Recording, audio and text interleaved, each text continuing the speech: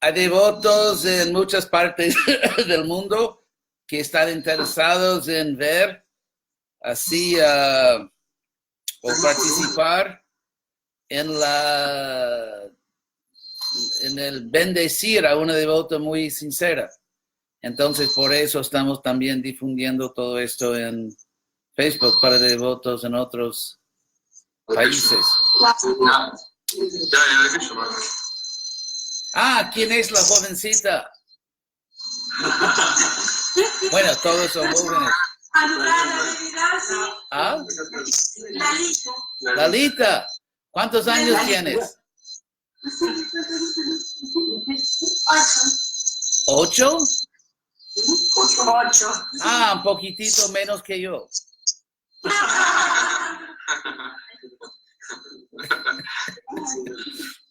¿Y la otra ahí? ¿Es su hermana? No, una amiga. Ah, ¿cómo te llamas? Julieta. ¿Ah? Julieta. Ah, Julieta de Romeo. ¿Y cuántos años tienes? 11. 11. Gracias por venir. Gracias por venir. Entonces,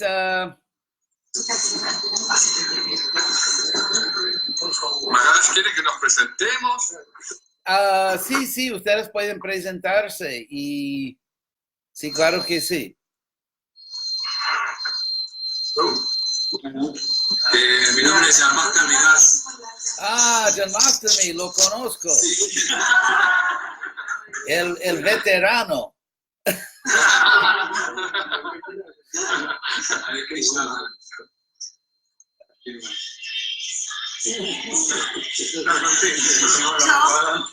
Alejandra, soy Tina, aspirante discípula. Alejandra.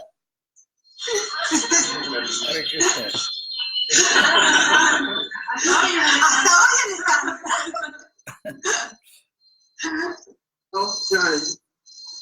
Hare Krishna, Guru Maharaj. Baladeva Das. Hare Krishna. Le he mandado por poeta por su vía las ofrendas de Vyasapush. De acá de Merlo, siempre me citaba con Merlo, saludos. Hare Krishna. Hare Krishna, no sé si me llega a ver Es chiquita la cámara, tendríamos que estar más lejos. Hare Krishna, Maharaj. Sí. Bueno, soy Radha Raman Das. Ah, no se ve.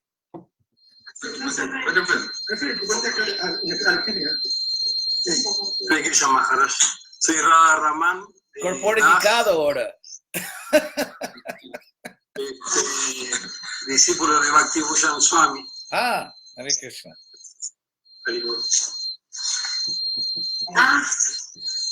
Hare Krishna Maharaj. Lavanya Bhakti de Vidasi, discípula de Jaya Pataka Maharaj. Ah, Hare Krishna.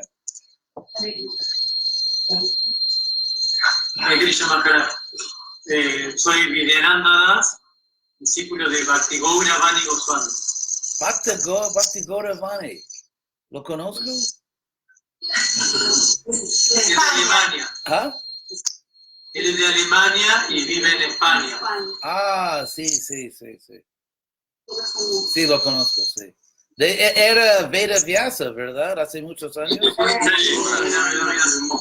Sí, lo conozco desde los años 70.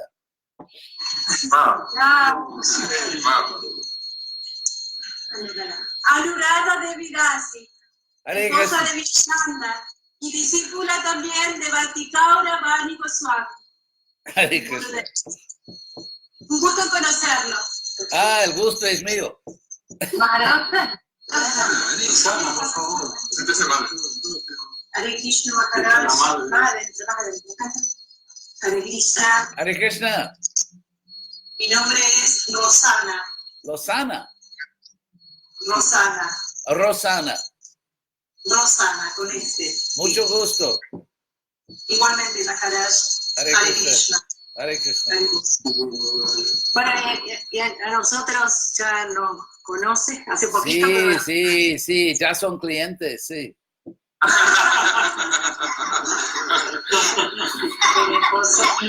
Hay que llamar a reverencia. Hare Krishna. Un momentito, voy a agarrar un vasito de agua. Sí, sí, claro. sí, me emociono en la conferencia, ¿verdad? Voy a tomar algo.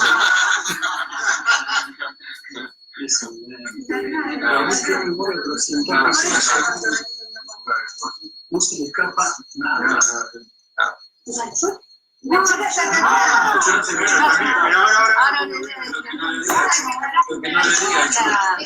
Maharaj, nos olvidamos de una persona acá, nos olvidamos, así que ahora se la vamos a presentar. Sí, claro que sí. Ahí se está acomodando.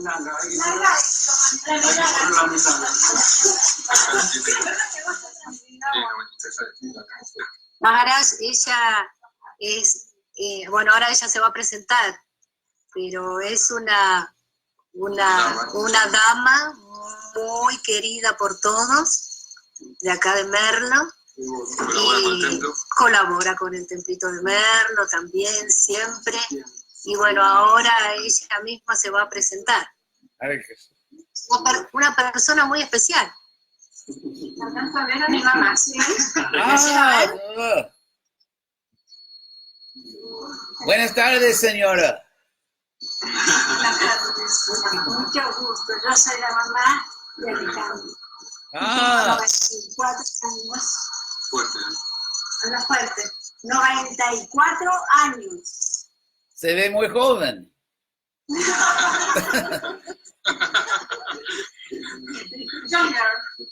Yo solo 89.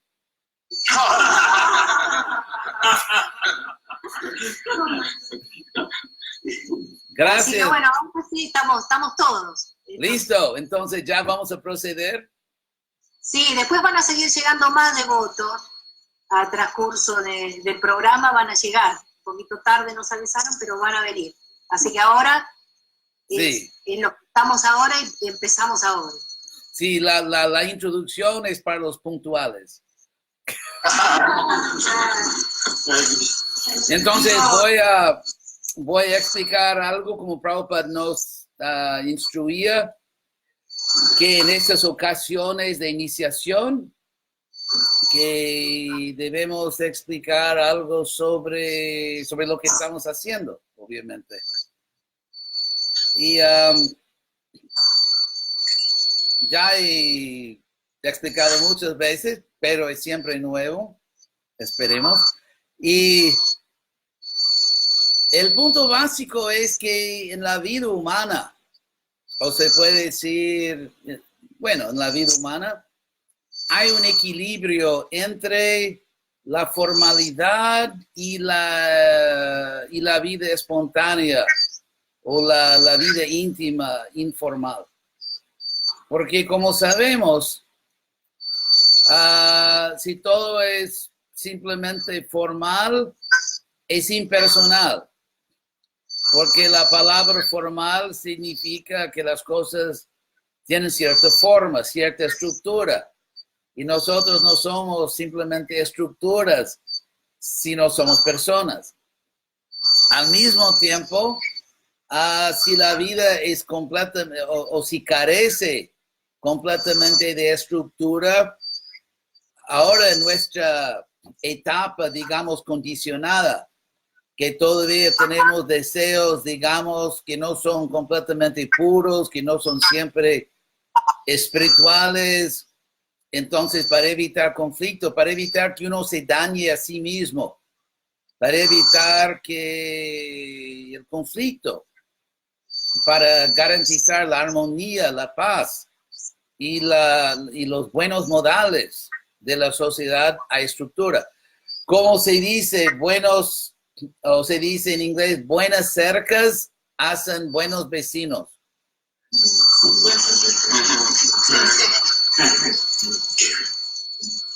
Y en la vida espiritual también hay ese, o debería de ser,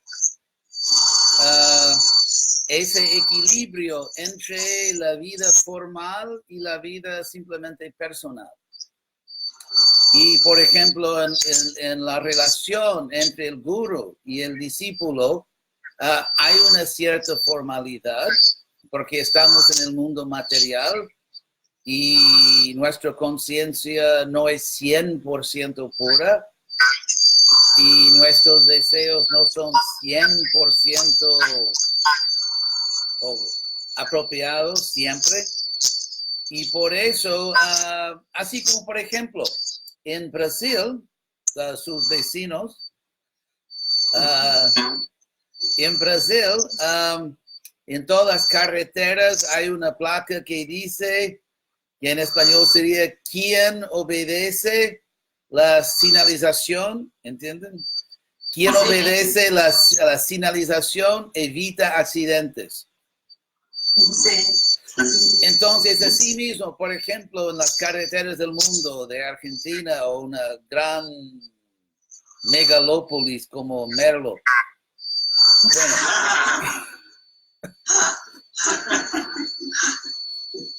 Digamos, en las ciudades grandes hay millares de motoristas corriendo en toda dirección y por eso las leyes de tránsito son proyectadas de tal manera que todo el mundo puede correr sin accidentes, sin choques.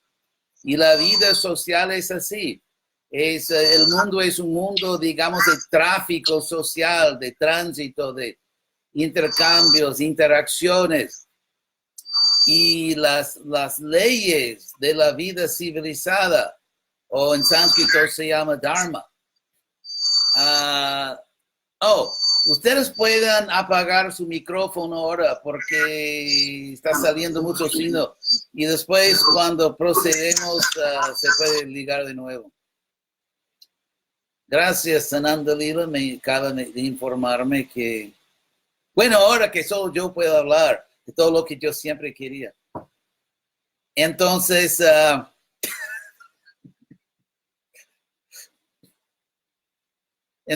también en sánscrito se dice dharma, que dharma también es la palabra sánscrita que significa ley, Y entonces todas las relaciones humanas, sociales, comunitarias, religiosas, profesionales y todo eso son siempre regidas por controladas por un sistema razonable de reglas y leyes que nos den la libertad de actuar en forma espontánea. Por ejemplo, no sé si ustedes se dieron cuenta, pero la humanidad normalmente está dividida entre mujeres y hombres. Tal vez no se dieron cuenta, pero sí, créanme. Entonces, ¿cómo sabemos? Los hombres y las mujeres se atraen, se matan, es una cosa medio complicada. Y debido a la condición humana.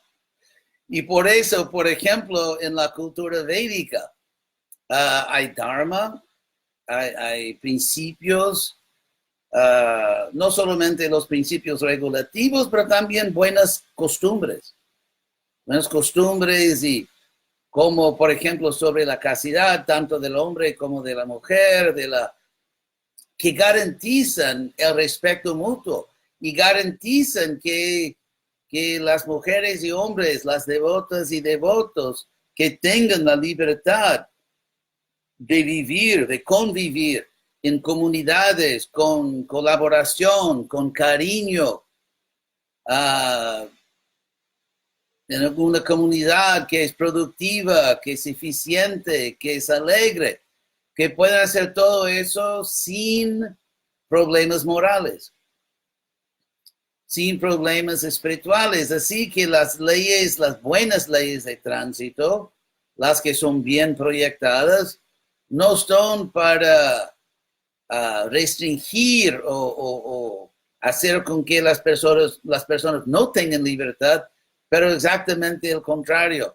las leyes de tránsito son hechas de tal manera que tengamos la libertad de correr en nuestro carro sin peligro.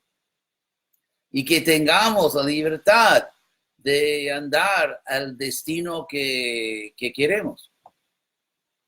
Entonces, asimismo, los principios regulativos no son porque, como hay un dicho, que los religiosos son personas que tienen un miedo profundo, que alguien en algún lugar se esté divirtiendo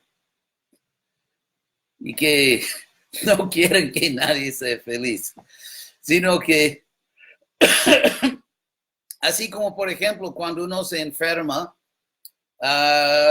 es difícil ser muy alegre cuando uno está bien enfermo. Entonces, el comer bien, comer así con inteligencia, comida saludable o de tomar precaución médica y todo eso, no es para restringir a la persona, sino que para evitar restricciones, obstáculos mayores.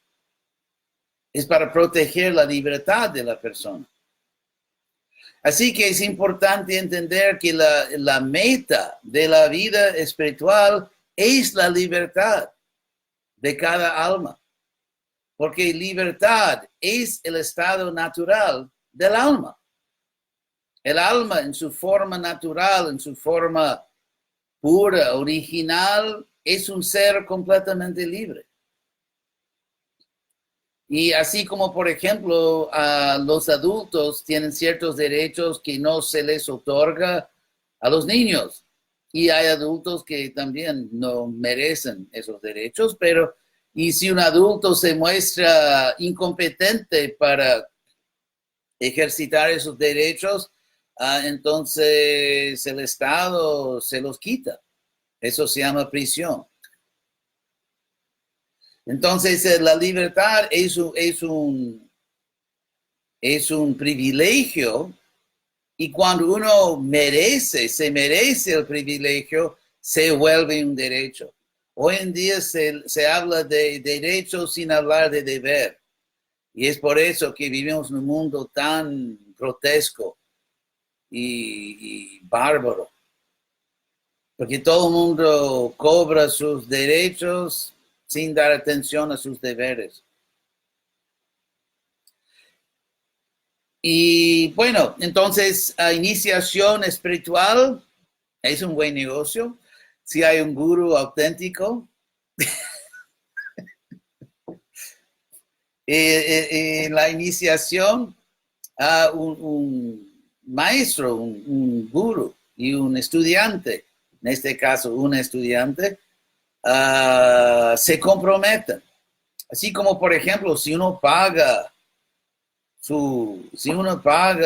dinero y se matricula en una escuela, entonces los profesores tienen el deber de enseñar apropiadamente.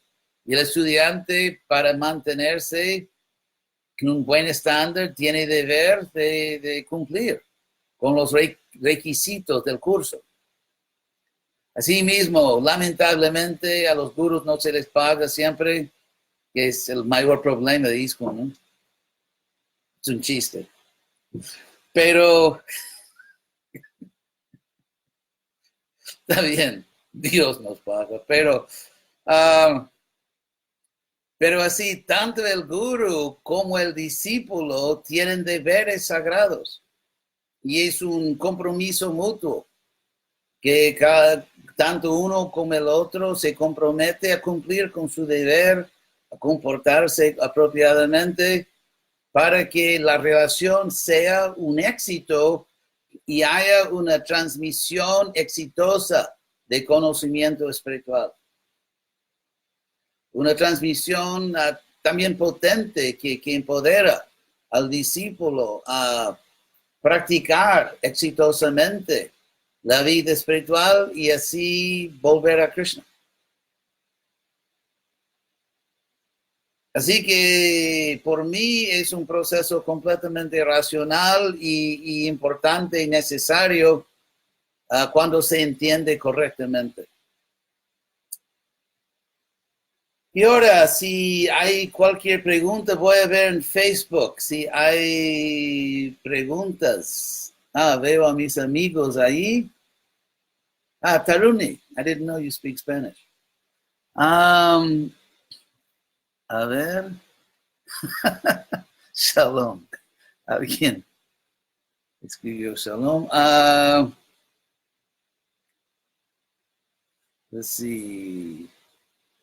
Sí, ya cortamos ese. Muchos de otros se quejaban del ruido. Ok, una pregunta de Eka Cantadas. Las distintas denominaciones religiosas o espirituales aceptan la ley porque a la comunidad Vaishnava en Occidente nos cuesta tanto aceptar que hay leyes universales. Yo creo que, por un lado, porque hay tantos que dicen que tienen la ley universal y no se ponen siempre de acuerdo. Así que si estudiamos la historia de las religiones, podemos observar que, por ejemplo, en Europa o en América Latina o en los países musulmanes, por muchos siglos se imponían con la violencia un consenso religioso y las personas tenían que aceptar una así llamada ley universal, si no arriesgaban su vida. Y peor, porque no es que solamente se los mataba, pero la tortura y cosas demasiado bárbaras. Entonces, el mundo se puede decir, casi el mundo entero fuera de los países musulmanes, que todavía hay se puede decir un atraso serio en cuanto a la libertad religiosa. Pero ciertamente en Occidente, en África, en América Latina, sin duda, y en muchas partes de Asia hay una libertad religiosa. Y así, entonces las personas dan por sentado de que esa variedad comprueba la relatividad. O sea, es una idea que no es muy lógica. Dicen que piensan que la variedad o la multiplicidad o la diversidad por sí comprueba la relatividad. Y eso porque podemos observar en términos históricos dialécticos de tesis y antitesis que el mundo ha pasado por muchos siglos de fanatismo religioso y que obviamente no es correcto, que obviamente es malo. Y después fue al otro extremo entre los así llamados intelectuales, los que se creen intelectuales o racionales, que hay un fanatismo de relatividad metafísica. O sea que como es la segunda ley de la moción de Newton, el físico, y también el principio del péndulo, que las cosas van de un extremo al otro.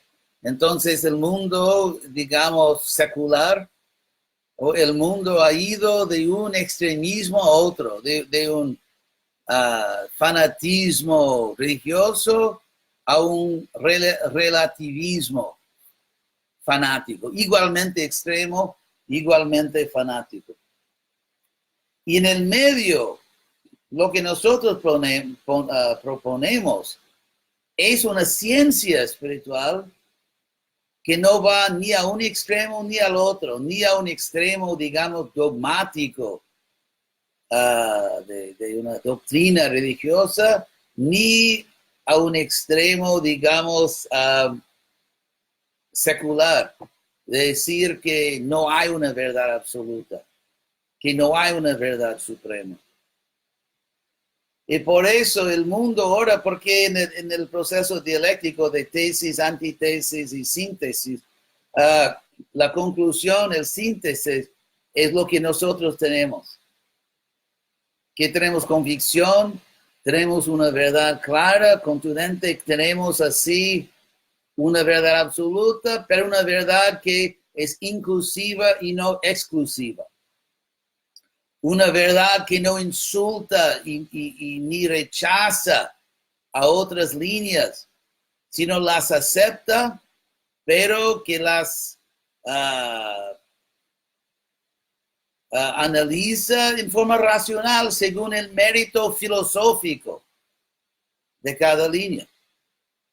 Porque es la filosofía que es como, digamos, mediador entre diferentes líneas, que las personas dicen que tengo la verdad, no, que yo tengo la verdad. Pero entonces lo que debe mediar las diferentes afirmaciones no es el fanatismo, que solo nosotros tenemos la verdad, sino la filosofía, el raciocinio es mediador natural entre diferentes afirmaciones, así como en la ciencia.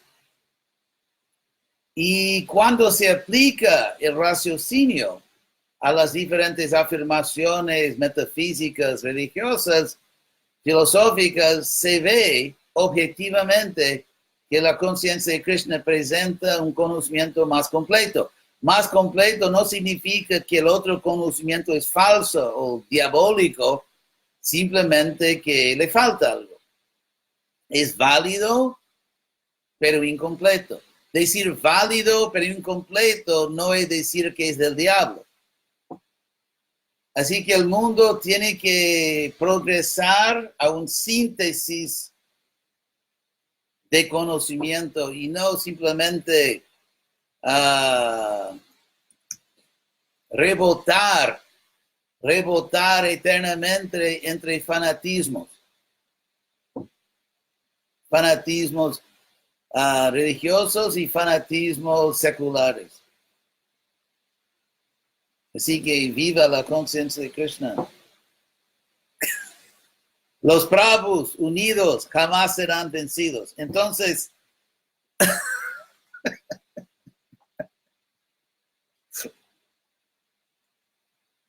déjame ver si hay otra pregunta, sí, en Facebook. A ver.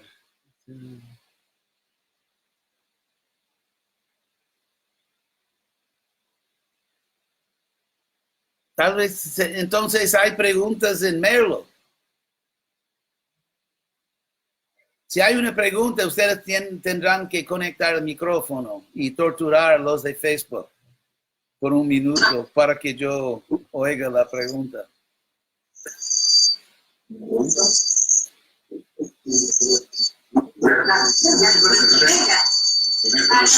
Sí, tal vez ustedes pueden bajar un poco el volumen del micrófono.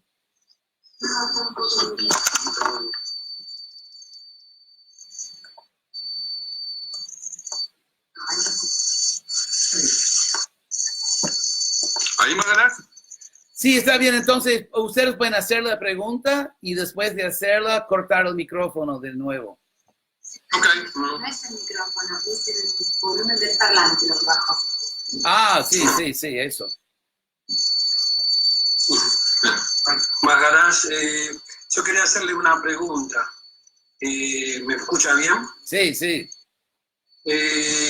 Sobre el crecimiento de la conciencia de Krishna en el mundo de acá, de este presente al futuro, como dice Krishna en el Bhagavad Gita, que hay 5 factores de la acción y que en última instancia el controlador de todo es Krishna, el que sanciona todas nuestras actividades. Yo le quería preguntar si usted cómo ve esa expectativa de crecimiento de ISKCON, de la conciencia de Krishna ¿no? En el mundo del presente hacia el futuro. Sí, sí. Ahora corte el micrófono de nuevo. Entonces la pregunta fue, ¿cuál es la perspectiva o expectativa de ISKCON crecer en el mundo actual? Bueno, como todo el mundo sabe, yo tengo mis opiniones, que son famosas, diabólicas, pero yo... Sí, la oveja negra, ¿verdad? O azafrán. Entonces, yo creo que es muy importante entender que un Vaishnava, mismo un Vaishnava practicante, no está más allá de las leyes materiales. Solo en un sentido, como Rupa Goswami explica, que cuando uno se entrega a Krishna, uno se libra, se libera de karma.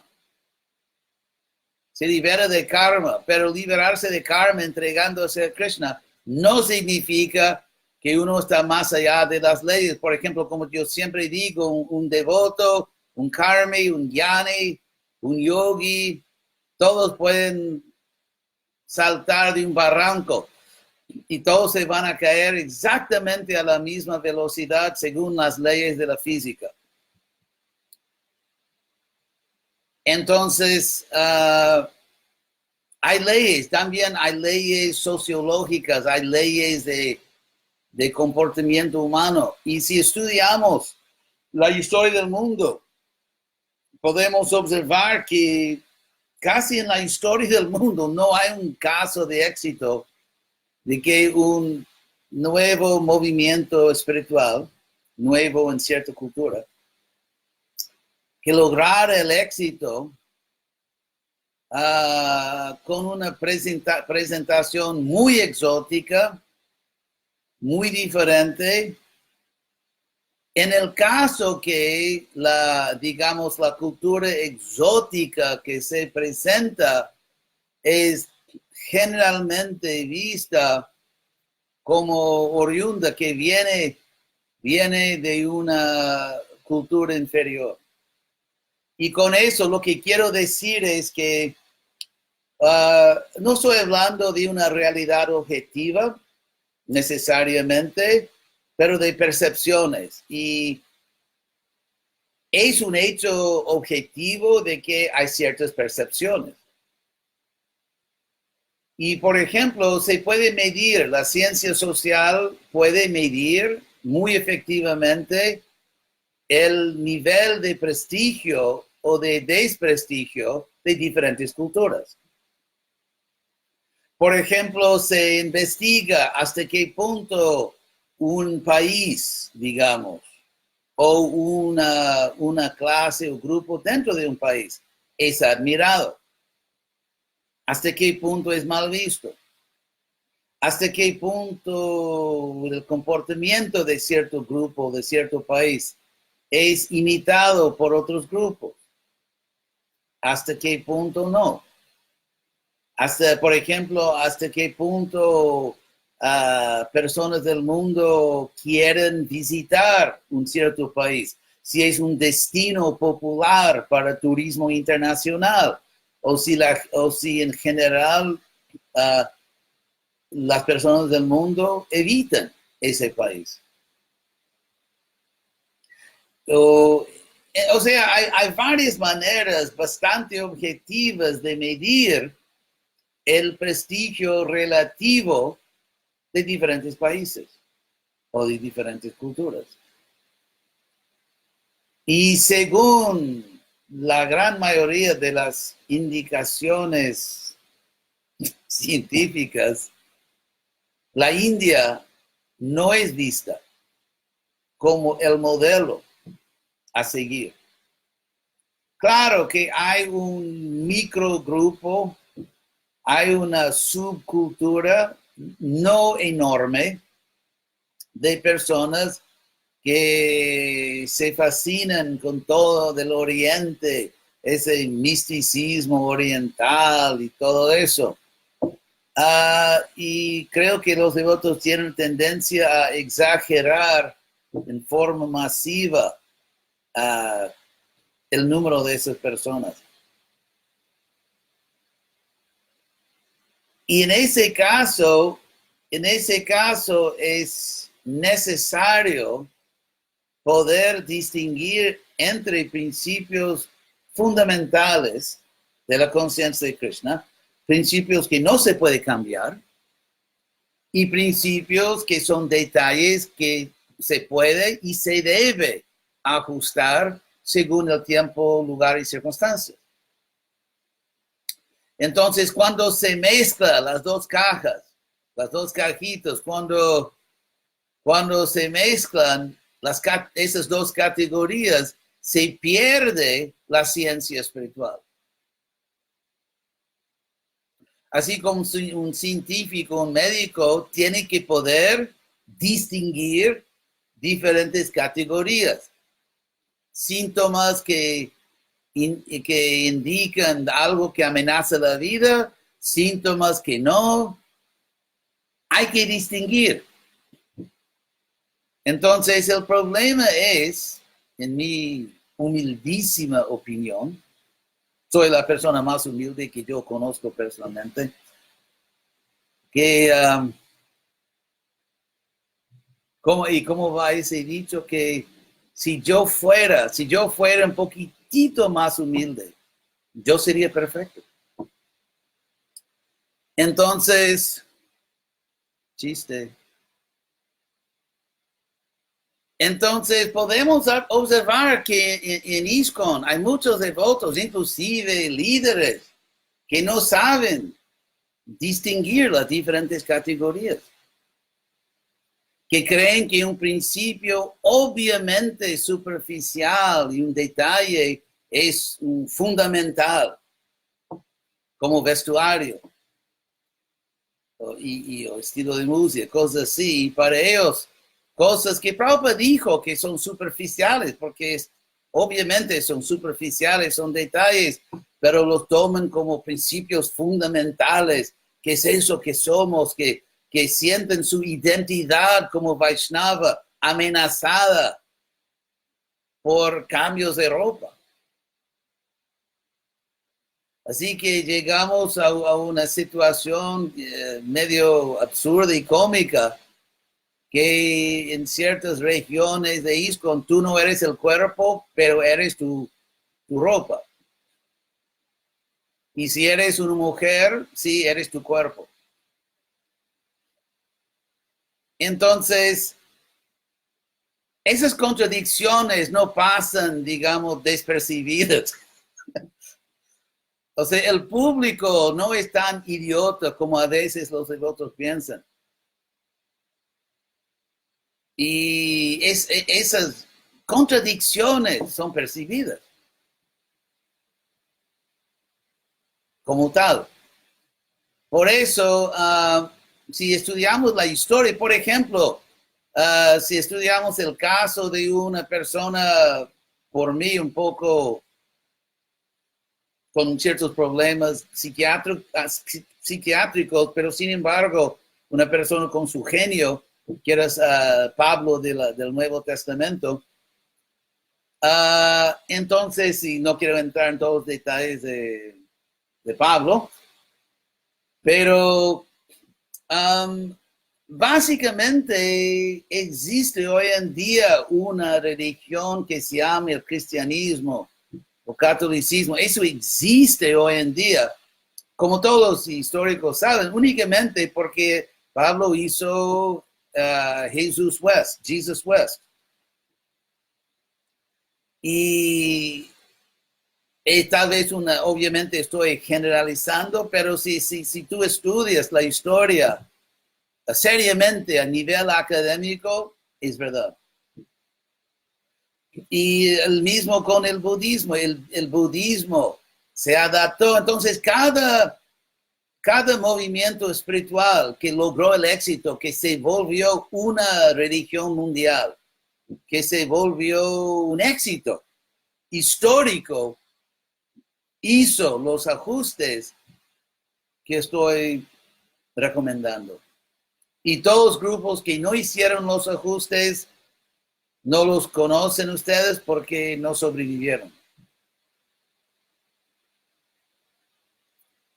Entonces, por mí, insistir que detalles superficiales son esenciales y principios eternos, cuando realmente son cosas muy superficiales, por mí es una amenaza existencial a la sociedad de Prabhupada.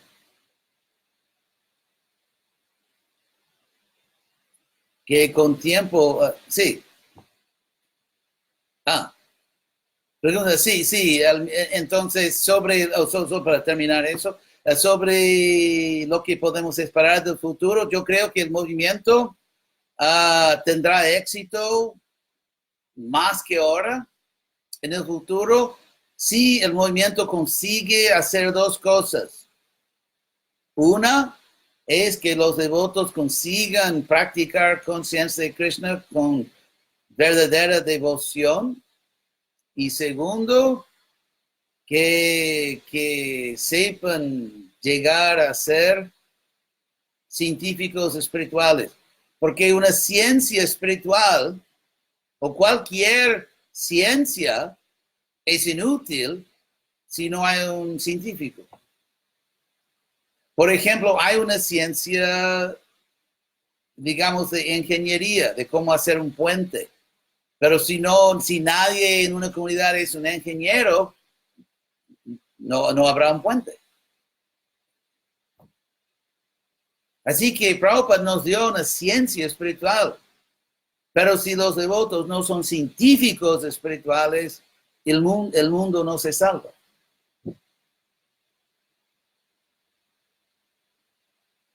Bueno, otra pregunta. Sí, el micrófono y vamos a hostigar, hacer sufrir a los de Facebook por un minuto.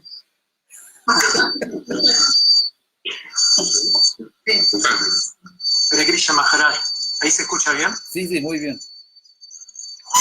Bueno, mi pregunta se me ha ocurrido justo un rato antes, pero está relacionada a este tema. Y como si la Prabhupada ha dicho que la única forma de liberarse es mediante el Maha Mantra Hare Krishna y mediante un guru fidedigno que venga de una línea y de una sampradaya fidedigna.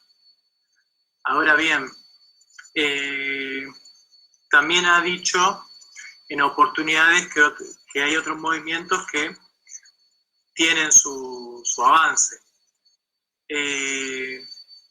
¿Cómo uno puede hacer entender o tener una postura de hacérselo saber a la gente que pregunta de que, por ejemplo, si en un movimiento no se sigue un cierto sadhana y obviamente no está conectado, ya sea porque se toma vino, se come carne, los líderes religiosos que pueden lograr ir al mundo espiritual como ellas piensan en su próxima vida, o cómo uno puede hacerles entenderse si preguntan algo relacionado a eso. Sí, entiendo. Y cómo a su vez decir la verdad de una forma directa, como dice Srila Prabhupada. Sí. Muy bien, buena pregunta. Entonces, por favor, corte el micrófono.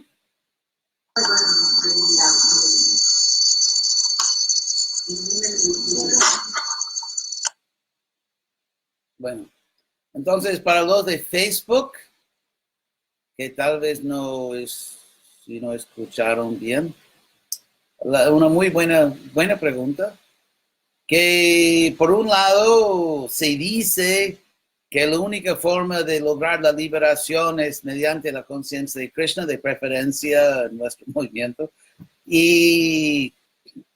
pero por otro lado se dice que hay personas que avanzan a través de diferentes caminos Y cómo es que, eso es básicamente la pregunta, y también cómo es posible que una persona de otra línea que come carne, que tome vino, o que toma diferentes cosas, ¿cómo pueden alcanzar la liberación espiritual? Primero tenemos que recordar es que la creación de Krishna es muy grande, es muy amplia. Hay muchos lugares y muchos destinos. O sea, el turismo cósmico y más allá del universo es bastante desarrollado. Así que, por ejemplo, en el mundo material se dice que uno se libera de un problema, o por ejemplo, mismo si con liberación, si se habla de liberarse del nacimiento y la muerte, hay liberaciones relativas, como por ejemplo de alcanzar un planeta superior, en que la vida es tan larga que es casi como una liberación, pero al fin y al cabo, no.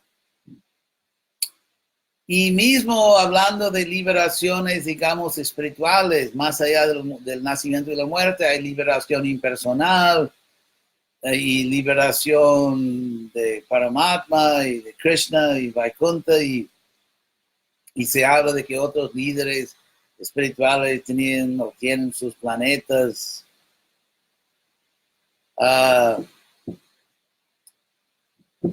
Y así por el estilo. Lo que se ve en Bhagavad Gita es un sistema objetivo. Para dar un ejemplo, en Bhagavad Gita, Krishna no es un fanático religioso. Eso sería una gran decepción, ¿verdad? Qué triste sería que si resultara que Dios fuera un fanático religioso, ¿verdad? Eso sería muy frustrante. Pero como yo siempre digo, Dios no es fanático, así que cualquier fanático no representa a Dios. Porque Dios no es fanático. Entonces, lo que Krishna dice en Bhagavad Gita es que, por ejemplo, primero hablando del mundo, del universo material, es que uno puede lograr la felicidad en este mundo, sabiduría y un mejor destino futuro sin Krishna. Según Bhagavad Gita, porque Krishna dice que cuando uno vive en Sattva Guna, el modo de la bondad, yo digo el modo, modalidad es una palabra demasiado larga, así que yo digo el modo de la bondad. Es difícil aguantar una palabra de 4 sílabas. Entonces, en el modo de la bondad hay sabiduría, hay felicidad y hay un destino futuro elevado. Sin Krishna. Y Krishna dice, Yajanti Devata, Satvika Devan, que los que están en bondad adoran a los semidioses. Eso está en Bhagavad Gita. Satvika, aquellos que están en Sattva Guna, en bondad, Yajante adoran ofrecen a Devan, los semidioses. Así que la buena noticia aquí, muy buena noticia, es que Dios no es celoso. Una divinidad celosa sería muy, ¿cómo decir?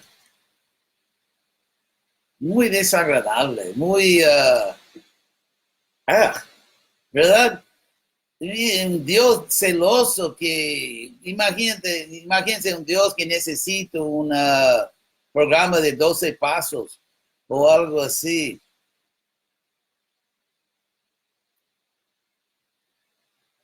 Entonces eso que yo soy un Dios celoso, sí, pero queremos ayudarte. Hoy en día hay programas así para tratar con eso. Entonces,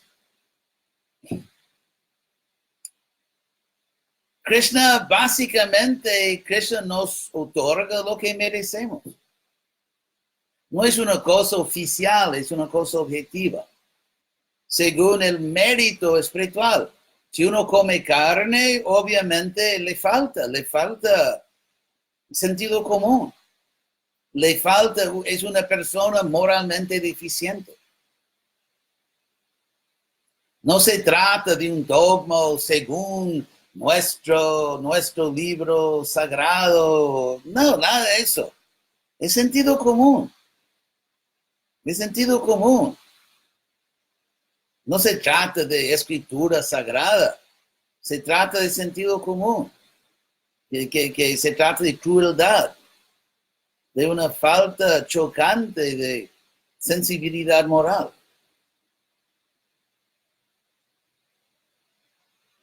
Y así mismo los principios regulativos, que son tal vez el aspecto más popular y querido de Bhakti Yoga. ¿Cómo se dice? Hay ese chiste de que hay devotos que siguen los 4 principios regulativos de no comer carne, pescado, huevos. Entonces, pero todos los 4 principios son principios científicos, que objetivamente mejoran la vida, que evitan la esclavitud de la adicción. Entonces son principios que la ciencia moderna comprueba 100%. Entonces, básicamente Dios es justo y se logra lo que se merece. Si uno, por ejemplo, dice que Dios es Dios y sin entender muy bien quién es Dios, ¿cómo puede uno, por ejemplo, en relaciones humanas, entre hombre y mujer, digamos, una relación íntima debe ser reservada a personas que se conocen y se comprometen? Hoy en día hay personas, bueno, la palabra sencilla es locas, que en la televisión revelan toda su vida y una pareja que casi se matan en la televisión, ¿verdad? Les falta, ¿verdad? Y hay tal vez como 15 tuercas sueltas allí, pero porque entre personas civilizadas, con personas con un poquito de dignidad, uno no revela cosas íntimas a personas que no son de confianza, que no se han mostrado como dignas de esa confianza.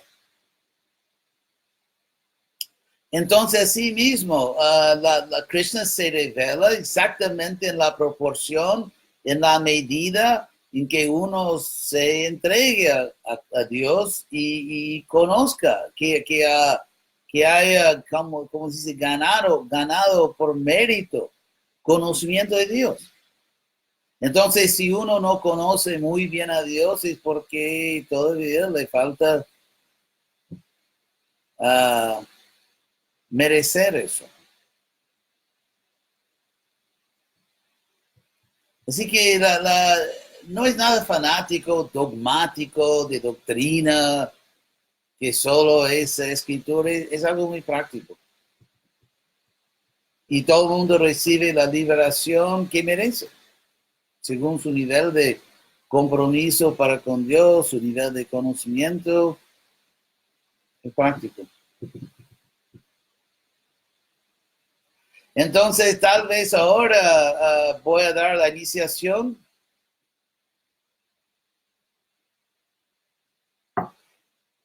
Alejandrita,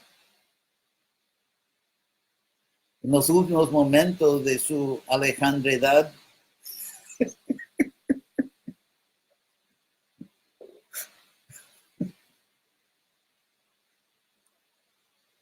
Entonces, para los que están en Facebook, las malas noticias son que vamos a tener que conectar un poquito el micrófono, así que por favor aguanten.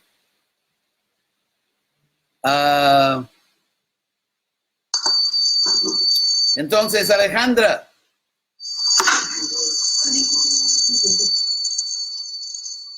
¿Se puede bajar un poco los parlantes, cómo se dice? Para bajar un poco ese ruido. ¿Esto?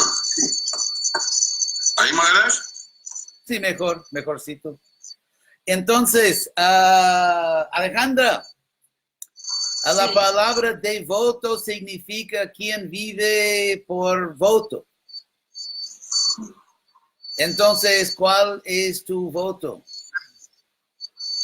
Bueno, Maharaj, yo me comprometo a no comer carne, ni huevo, ni pescado, no intoxicarme, no tomar té, ni café, ni mate, ni drogas, no participar de juegos de azar y tampoco practicar sexo ilícito. Y bueno, y cantar las 16 rondas de por vida regularmente todos los días. Bueno, parece un negocio.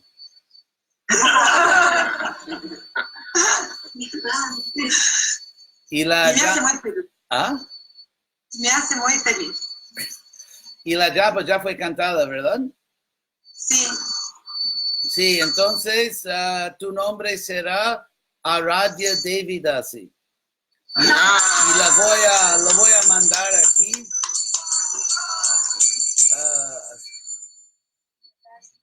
Aradhya. Sí, como Radha. Aradhana significa adoración a Krishna. Y aquel que es el más adorable es Aradhya. Así que eres servidora de Krishna, quien es el más adorable, digno de adoración. Devidasi. Sí. Un placer. Bueno.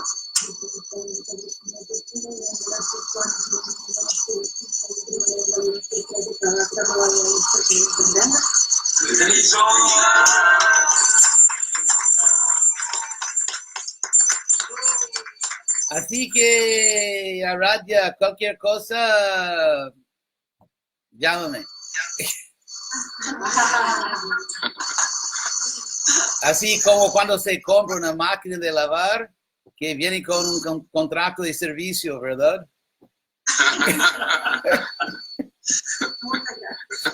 Muchas gracias.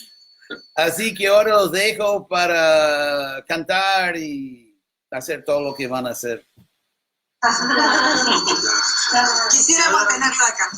Gracias, algún día. Hare Krishna. Muchísimas gracias. Hare Krishna. Hare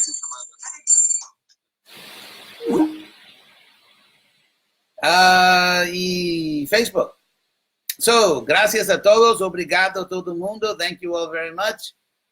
A todo el mundo que escuchaba y ahora vamos a encerrar. Hare Krishna y hasta luego.